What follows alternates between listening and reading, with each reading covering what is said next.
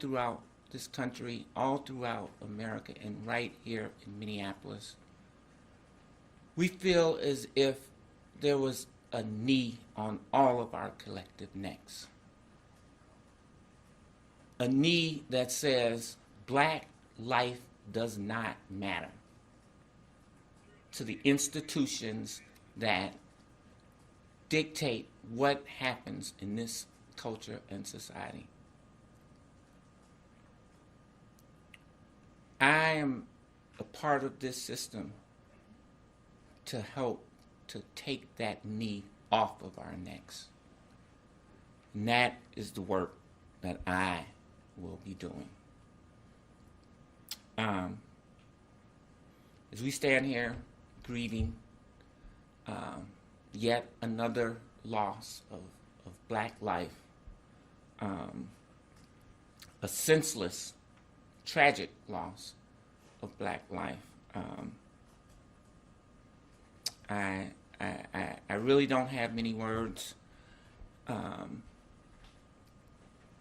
but I know that something's got to change.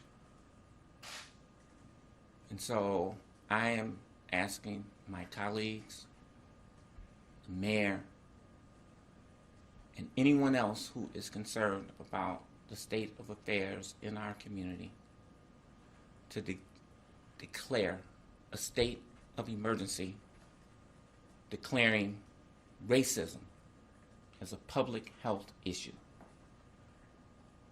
Until we name this virus, this disease that has infected America for the past 400 years, we will never, ever resolve this issue. To those who say bringing up racism is racist in and of itself, I say to you, if you don't call cancer what it is, you can never cure that disease. And so in an effort to try and cure this disease, I am stating exactly what everyone else has witnessed, and that is racism. Today is a sad day for Minneapolis. It's a sad day for America. It's a sad day for the world. I want to remind all of the people that are in the streets protesting, you have every absolute right to be angry, to be upset, to be mad, to express your anger. However, you have no right to perpetrate violence and harm on the very communities that you say that you are standing up for. We need peace and calm in our streets, and I am begging you for that calm. We will be working with black community leaders to develop and create a healing space at the site of the 3rd Precinct so that people can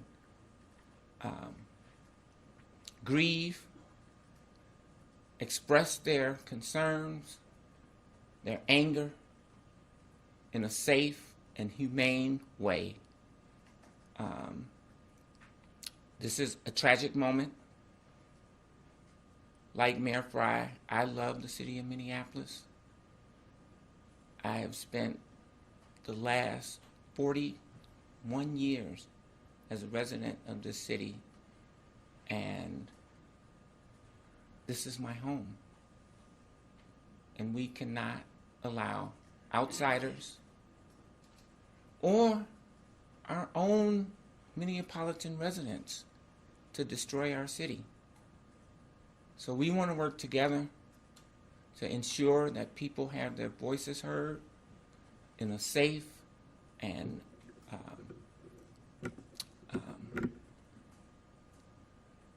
in a safe manner.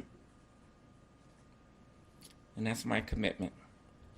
In the words of Leroy Williams, who was a first-hand eyewitness to Mr. George Floyd's terrible demise. We gotta make a change, bro. Thank you.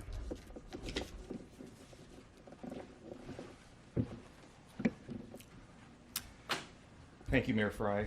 Thank you, Council Vice President Jenkins. I want to first by saying that I'm absolutely sorry for the pain, the devastation, and the trauma that Mr. Floyd's death has left on his family, his loved one, our community here in Minneapolis, and certainly across the country and the world. And I know that our community is in trauma and that they are trying to find ways to heal. From the very beginning, I wanted to make sure and ensure, and we will continue to do that those who are wanting to express their First Amendment rights and go through this healing process, that they will absolutely have that from me, and that is a guarantee as your chief. But that being said, even prior to Mr. Floyd's death, we have had a community that has been in trauma for quite some time. And what I cannot allow as chief is for others to compound that trauma. And so if individuals, as it occurred last night, are committing behavior and acts which are criminal, which are looting our businesses, as Council Vice President Jenkins had mentioned, are so vital to the health and vitality of our community. If they're looting those stores, if they're robbing people of essential needs and services for themselves, their families, and certainly in this pandemic, their loved ones, if they are setting buildings and structures on fire, which are harming the safety of our elderly and our youth, I cannot allow that as chief. And so I know that there is currently a deficit of hope in our city. And as I wear this uniform before you, I know that this department has contributed to that deficit of hope. But I will not allow to continue to increase that deficit by re-traumatizing those folks in our community. So I am committed to making sure that we restore peace and security in our community.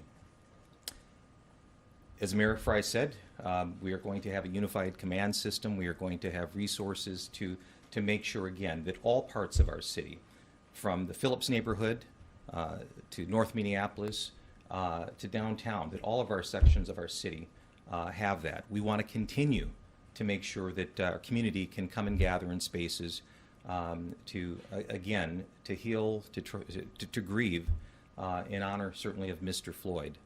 But I cannot allow criminal acts to occur and threaten the safety and also, again, compound the trauma that already exists. I have been in constant communication with community leaders, members from our faith community, community healers, and as both Mayor Frey and Council Vice President Jenkins had mentioned, they want to make sure that we have that space and a safe space for those folks to do that.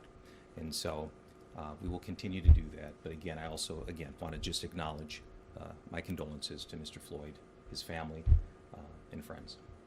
Thank you. Stand for a few questions. I need to leave in a few minutes, though. How did things get so out of hand last night? Were you guys prepared for what happened after 7 o'clock?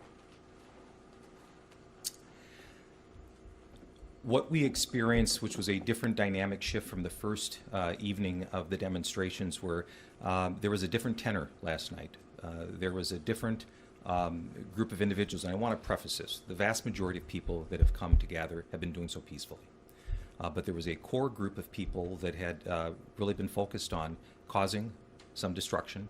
Certainly we saw that with some of the looting and setting fires. We were certainly prepared in terms of that immediate area to provide for the safety. But if you followed, of course, the events last night, the crowds got larger and they became more mobile.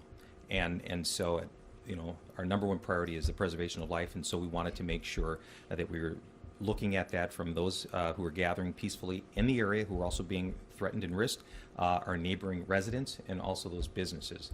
And so there was a shift that certainly occurred last night. Chief, anything about your allegations that there are some of the people who started some of the break-ins, the looting of businesses, are folks outside agitators. We've been hearing people all over social media right now. Any leads on that? We continue to follow that information, that intel. I'm keeping the mayor briefed on that as we speak. I will just say that it was clear to me, and also hearing from our local community leaders, that many of the people that were involved in the criminal conduct last night were not known Minneapolitans to them. And so, so yes, there were certainly people who were involved in the activities last night that were certainly not recognized as being here from the city. Any police officers hurt from yesterday and the National Guard coming in, or any updates on that for tonight? So we did have some reports of injuries to some of our police officers. I'm happy to report that no significant injuries. There were some community members who were out there demonstrating who also suffered some minor injuries. And again, fortunately, no significant injuries that I am aware of.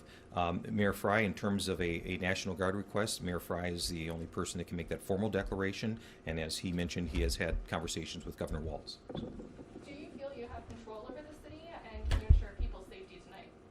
Well, one of the things that I'm very proud of, also being a born and raised here in the city, over the course of the last several days, I've been talking to many of friends, family, in our broader community who have said they want to make sure that even though we're experiencing trauma and pain and grief in our city, they don't want to exacerbate that. So they're going to be out there. You're going to start seeing more of our, again, community healers, faith leaders, our elders, and even our youth. And so I think you'll see a shift in that today. So I'm always hopeful, because it's the same community that has supported me throughout my career.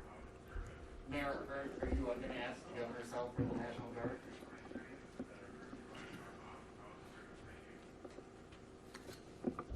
Yes, I have made that phone call to the governor, and it has been requested.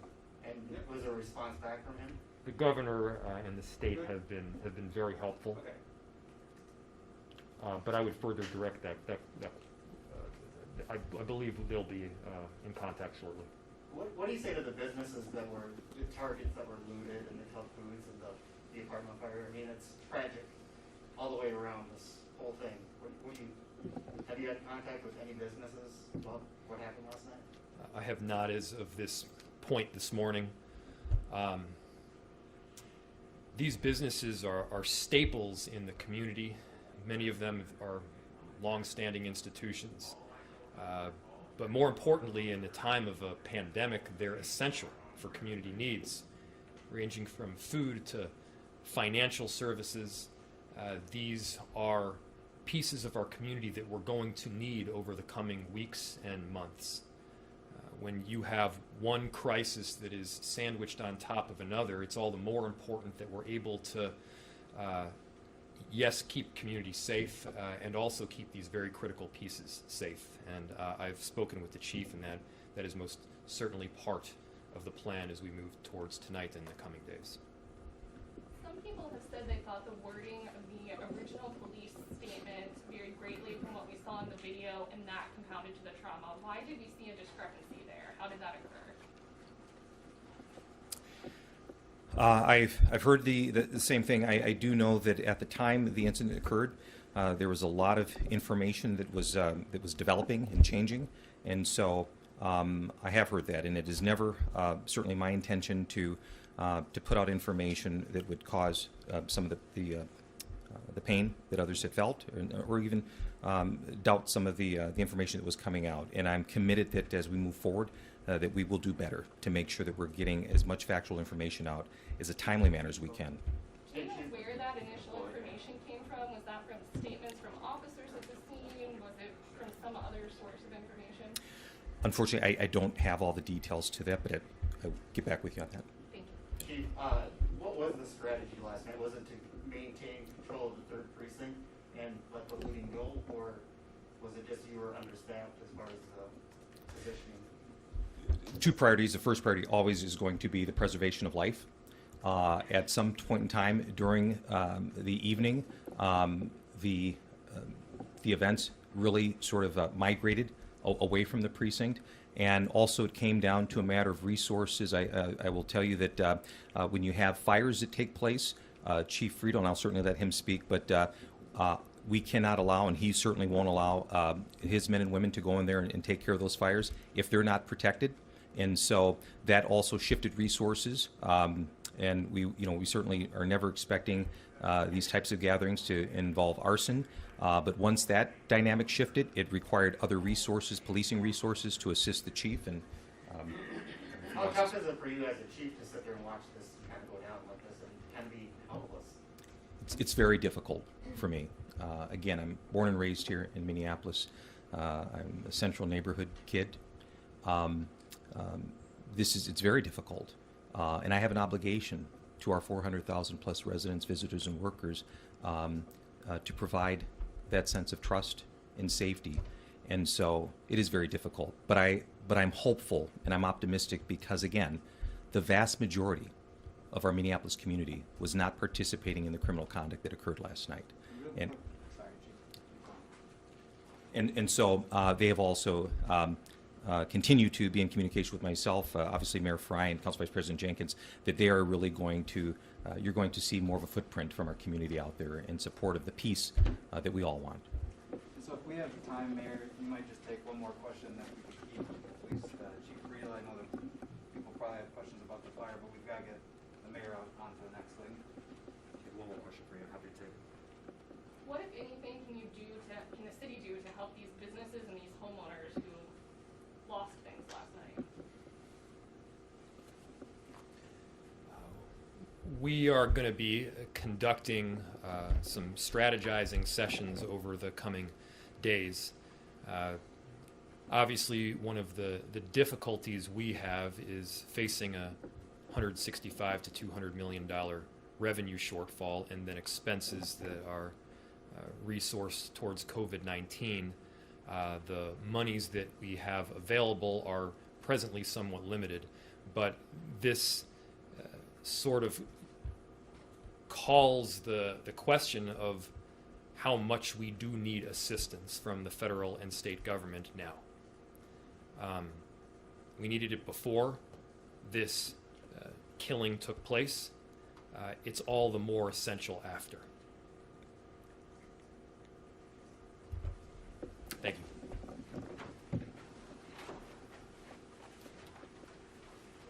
Can anyone, I think they said you guys could stay Yeah, around for Chief certain. Friedel, could you answer a question or two? Sure. Chief Friedel, could you step to the microphone? Yes.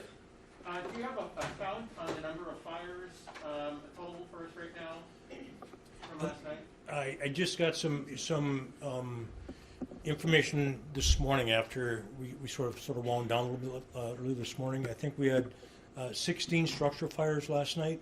We probably had a few additional runs related to fire, but not necessarily structures involved. And any injuries to firefighters last night?